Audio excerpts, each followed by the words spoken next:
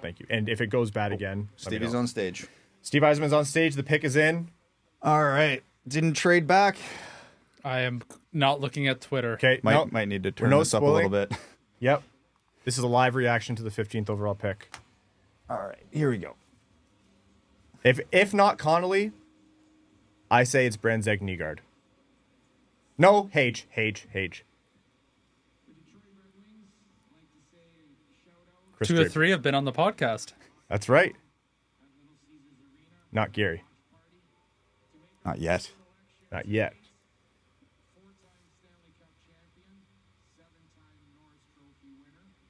Oh, he's drafting a defenseman. Oh, yeah. They're getting Lidstrom to make the pick. That's Solberg. If it's Lidstrom, it's Solberg. Is it Solberg? He's already up on the stage.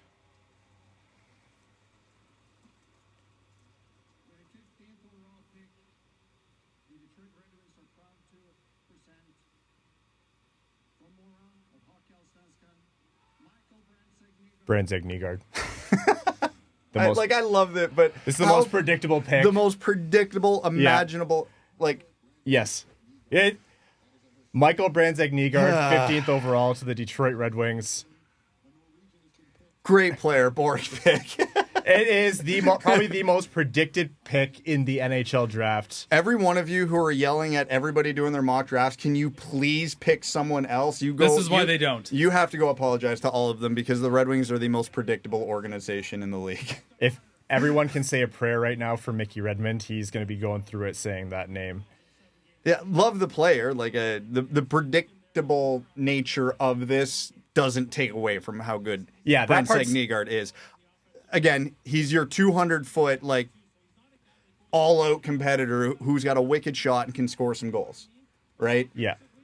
I do have questions about his mediocre production as a late birthday in the Allsvenskan. That is a bit of a red flag. But if they're drafting someone out of Sweden, I know he's Norwegian, but if they're drafting someone who played in Sweden, I trust Hakan Andersson. Yep. Yeah, Hakan Andersson generally, that is Detroit's drafting inefficiency. And if they are taking someone out of Sweden, you're right. He has been prolific over the years. And what it means to take that kind of talent over the talent that you see, out of the North American leagues, it means he's banging the table. He means I'm certain that this guy's the right pick. The name is hilariously compressed in the back of that jersey. So, Michael Brandsegg-Nygård, give us the full rundown on who he is as a player, what he brings. You talked about the shot, you talked about the 200-foot game, and where is he in the Red Wings system?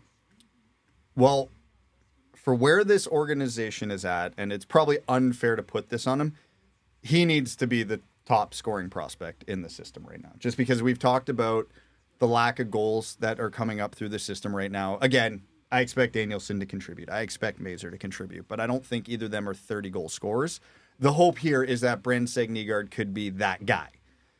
Because, again, that is this organization's biggest hole arguably on the roster and in the pipeline. Definitely in the pipeline. So the offensive upside is intriguing. The shot is intriguing. The fact that he also is a balls to the wall, 200-foot, run through a brick wall to make a play type of guy is the cherry on top.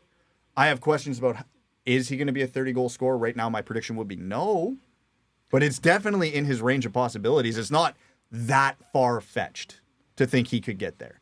I don't the fact that his shot is that good makes me think that I don't even think it's in the highest range of possibilities. I think he absolutely could be. He's going to be one of those prospects where it's pretty tough to tell. The Allsvenskan's not the truest indicator of, what his future performance is going to be. Yeah. It's certainly not a massive green flag that he didn't produce a ton in the Allsvenskan, but it's also even though it's not the SHL, it's still a hard league to play in as a young player. The hope here is that because he was playing in a weaker league, the people getting him the puck were not as proficient at that for him to unleash the shot, and maybe going up levels and playing with better players. Maybe he gets a few more touches if he can find the right spots. Again, I don't know the Allsvenskan well enough to be able to make that assessment fully. That's the hope, if you will. But yeah, I'm intrigued. He's got enough playmaking that I don't think teams can fully sell out on his shot. but I don't think it's like going to be an upper tier trait of his.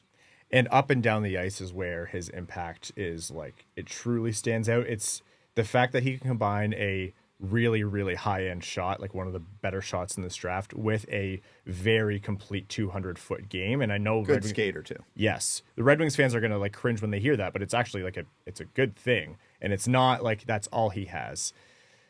That he's a full package. I think there were guys with higher offensive upside, like a dramatic comparison at either end of the spectrum is Eiserman, for example. Not a complete player, not a complete 200-foot game, but has that wicked shot and that, really, really high-end dimension. And that's the gambit that the Red Wings took. They took a player who was going to make an impact all over the ice. Let's see what Steve Yzerman has to say here. Talks about a shot. Yep, two-way player, good on the power play. Something else I'll say. So Yzerman's talking about him filling a void, and they feel like he's bringing that off. He talked a lot about the offense, which is good because it means they see the offense in him. And something else I'll say is they love this pick because they went up on that stage and they took him despite everyone else that was there. They were set on him. Yeah. They were set on Michael Brandsegg-Nygard. Nobody's surprised. No. Nobody's surprised. The fact that he did reference the offense mostly That's very promising. is encouraging because that's, again, the biggest organizational need. All right, Evan, your thoughts on MBN? Yeah, I think this is the quintessential Detroit pick. As long as we've been doing this, other than Philip Zadina falling, this is like very quintessential. Brandsegg-Nyga. What can I add that you guys? What can I say that hasn't already been said? He's an elite middle six Adam, prospect. you're a check, 16th. You're a check? Okay. Yeah, sorry, keep going, Evan. He's an elite middle six prospect. Elite middle six feels like an oxymoron, doesn't it? But but the funny thing is, exactly what I mean. Yeah, I do get it. I think the one thing I really like about his game is he plays to the inside. He plays to the middle of the ice. There's a lot of guys on the bigger ice surface over in Europe who play to the outside. He does not. He forechecks like a dog. Where's the bark now? There it is. There it is. He can run guys over. He is an excellent back checker. Like, he is a 200-foot prospect. I have questions about his creativity with the puck and his dynamic. Yeah, he doesn't play a complicated game. No, he is. But I feel like saying meat and potatoes is kind of underselling him a little bit. Yeah, there is skill there, but there's not the creativity, the get out of your seat type skill. More power forward than elite playmaker. Yeah, I would agree. Who's a good comparable here in the NHL? Not less Kucherov, more. Who'd be the? If it helps, EP or elite prospect said shades of Arturi Lehkonen. I can see that. Like, Arturi Lehkonen likes to throw the body around, is pretty good all over the ice. Not an over-producer by any means or a high-level producer. But this is like he's got... I don't even want to say this because I think I said this about Casper too. He's got incredibly high floor. God, I love those high floor guys. I'm not going to say he's the most NHL ready, but I'm going to say he has a high floor. I don't know about you two, but I understand high floor is a compliment, but I still wince a little bit when you hear it. You know what I mean? Yeah. It brings up scar tissue. Yeah. For sure. Yeah. So there's absolutely nothing wrong with this pick, but it goes back to the whole, I would rather the Red Wings swing for someone like Trevor Connolly, who has top 5 talent, Cole Yzerman, who may have very ordinary skill set other than goal scoring. Yeah, he's an average middle six winger who just happens to drop 40 goals. Exactly. The thing is, though, what was the most likely outcome with the 15th overall pick? We've been saying, us and everybody else have been saying this for weeks.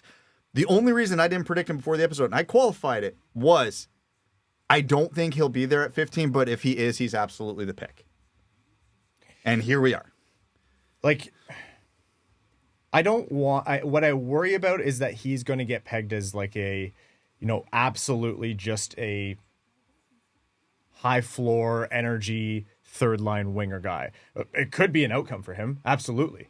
That is very much within the range of possibilities, but he is like an outstanding player to the point where the Red Wings you can see the fascination with them. The funny part here is that Yeah, the predictability was there. The 200-foot forward, the high compete, great character. Like, man, But this just the Swedish drafting and development contingent has been incredibly successful. Yes, like I said right in my immediate reaction, I trust Hakan Andersson. If he's saying, yeah, this is the guy, fantastic. And the Red Wings' North American drafting history has been suspect. So there would be that lingering in the back of your mind if they did take someone in North America. Yep. So, or you would say they're so confident that they did it that they went past what they... until Danielson turns into a superstar, I'm going to still be skeptical. And I like Danielson before everybody comes at me. Yeah.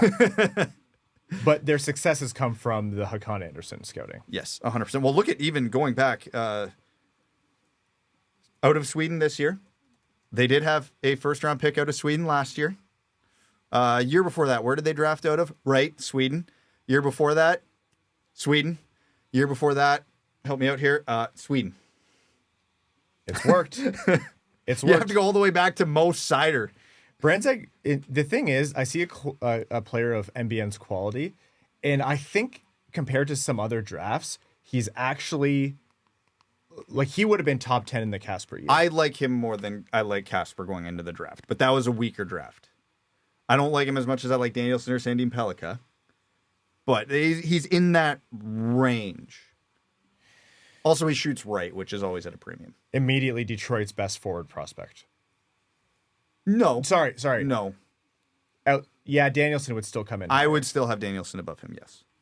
And depending on the day, Axel Sandin Pellikka, even though he's a defenseman, with the forward qualities. If we're talking offensive prospects. That's right. Yeah. But outside of that, like outside of Danielson, he's... Actually, where would you have him stack up compared to Danielson? Not far behind. I'd give Danielson... They're almost tied in my books, but tie goes to the center. Okay. What's the development path now for MBN? What's his most likely next steps? He's a late birthday, so he's a year older than most of the kids in this draft. He's very physically developed. He's already playing in a pro league. I would hopefully think one more year and then NHL, but I said that about Casper as well, and we're not there yet, so who knows? He needs to get out of the Allsvenskan this year, and I don't know if he's off the top of my head if he's committed to a team this coming year. In a perfect world, Grand Rapids, but my guess would be SHL. For Michael Brandsegg-Nygard, what's the ultimate upside? Highest upside, like it's not likely that the player will end up being this, but like what if all the tools land, the development lands, who is he as a player? Oh man, if everything goes exactly right, Brandon Hagel? Maybe that's a little like a 30 guy, like a 60, 70 point guy, putting up north of 30 goals. Lekkonen was a good comp. So something in the like 30, 60 to 70 point range is probably where you're hoping. I think his most likely scenario is a 25 guy, which is still great. Yeah. 30, I agree. Maybe, yeah. Like, that's a higher end outcome. I think 25 goals in, like, when he's in his prime years is not crazy to think about for him. Yeah. With his shot. He would need power play time, of course, but Eiserman talked about that. Like, they liked his work on the power play. And keep in mind, average value you get out of 15th overall pick. That's not crazy far off of what you can expect or should expect for 15th overall. So the part of this that I think that's what I keep coming back to. The Red Wings realistically needed to walk away with someone in a mid first round pick that they'd be able to add to their offense. I think that was the most important thing, barring Bouillon falling that far. So there were, in my mind, different picks that I think other people I had Hage equal to MBN on my list. Hellenius was higher, etc. But there were other options that had a higher end offensive upside maybe, but MBN I think is the most projectable in terms of what the Red Wings needed. Would you agree in terms of him being the most projectable, or like safe seems like a pejorative here, but I don't mean it that way. The lack of production this year in the Allsvenskan leads me to say no, just because I think we have a better feel right now for what Danielson and Kasper are, but that's because we've seen them more, we've watched them closer. I think the tools are the most projectable combined with the size, if that makes sense. Yep. But it's a draft. Who knows? He's a big frame, man. Already 6'1", 200+ pounds. Like That's a big kid. That is not a fun player to play against. He plays like a dog. If he comes in and plays like a little wrecking ball while still providing offense, and he's up and down the ice, like that's fantastic. 14. Michael Brandsegg-Nygard to Detroit at 15. Let's recap that pick again. We'll be repeating ourselves, but just for the sake of it, who is he as a prospect? What did you feel about the pick? Other players on the board? Where does he fit into the system? Upside, all of it. Well, let's get how we feel about the pick out of the way first. Boring. Come on, the most predictable pick in the draft beyond Celebrini. Like the Yzerman's type lives, but doesn't mean he's not a good player. He's really, really good. 200-foot player. Ultra high compete. We'll call it plus skating. Wicked shot. Has to work on length of his release, but that's something that can easily be worked on. Okay playmaker. I don't love it. I don't think that's going to be a huge calling card of his in the NHL. Good enough to at least keep the other team honest. But yeah, he's a north-south player who can play in the cycle because, again, he's big, strong, works real hard. He's just got to play with someone who's going to be able to get him the puck in space so he can utilize that shot. Because I do worry at the NHL level that he won't be able to get enough space on his own to really fully utilize that shot, but if paired properly, could be an absolute weapon on the wing. What I like about him, of course, is the shot. It's like a top shot in this draft? 5. At worst? 10. No, I think 5 is worst. Oh, okay. Yeah, and like all the things you mentioned, the Eiserman type, that's not meant to be a call it boring. It's still a great thing. 200-foot game. He has the size already, which is great for his frame. He is a dogged player. He's hard on the puck. Not the world's best skater, but he uses his skating well. But that doesn't come at the expense of a high-end offensive attribute. Is it a Cole Eiserman shot? No. Is it still a high-end shot in this draft? Yes. And that, to me, is what's promising, because I think he has the toolkit to potentially do a lot of things. He has I think he has a high floor, but that doesn't also mean he doesn't have a high ceiling. I think he could be a high-end player if he combines some pretty unique tools in combination. But if his most likely outcome is a middle six winger who can be a threat on the power play and is super reliable for you at all ends of the ice, that's a great outcome for 15th overall. Was he absolutely number 1 on my board? No, but he was tied for 2nd, I think is where I had him. Did he have the highest offensive upside of the players that were there? I don't think so. Was he the most complete player there? I think yes. And so since we started talking about him, legitimately the only negative, other than unless you want to swing for the fences on a high-end offensive upside, is the pick's just predictable. But that's it. I like the player a lot. Yeah, he doesn't have dynamic or high-tier skill or creative skill, but he does everything extremely well. God, I could just... Which Red Wings prospect are you talking about? I know. Ultimately, that's how I feel, but I'm trying to... There are a lot of interesting traits about MBN as well. Like you guys mentioned, his shot. I think he has a physical edge as well that he uses all the time. So, yeah, like you said, was he the highest upside at 15? No, definitely not. But was he the most well-rounded player at that pick? I would say probably yes. Yeah. I do wonder how the conversations went with players like Connolly or Haig. Not good for them to go where they did. But yeah, with MBN we talked about at the moment of it being drafted too. Hakan Andersson and now the scouting and development team, including Nick Cronwall and Nicklas Lidstrom and everyone else over there. Hakan Andersson has a great track record for a reason. So yeah, the Red Wings lean on him, but it's generally gone well. And if you think about, okay, you want to put these guys in the Eiserman type bucket, what other players are in there? Danielson, doesn't have the shot that MBN has, but has some other things that I think make him a better prospect overall. Casper, I think MBN, like if you hold him up to Casper, this isn't a slight on Casper, but I think MBN has more upside. I agree. And he was drafted later, and that's just the nature of this draft. It's for 15th overall. I think there were concerns that it was going to be a lot worse of a pick in terms of the need. The Red Wings needed more forward talent. Remains to be seen whether he is the most talented player to add in, but I do maintain that I think he's the most projectable as like an everyday NHLer. Yeah. Thanks for tuning in to the Winged Wheel Podcast. Be sure to check out wingedwheelpodcast.com, where you can subscribe to the show on iTunes, Spotify, or wherever you get your podcasts. You'll also find links to other ways to support the show, such as Patreon, official podcast apparel, and more. And don't forget to follow the show on Twitter at Winged Wheel Pod. And of course, the hosts at Brad Crisco, at Ryan Hanna WWP, and at Hockeytown Evan.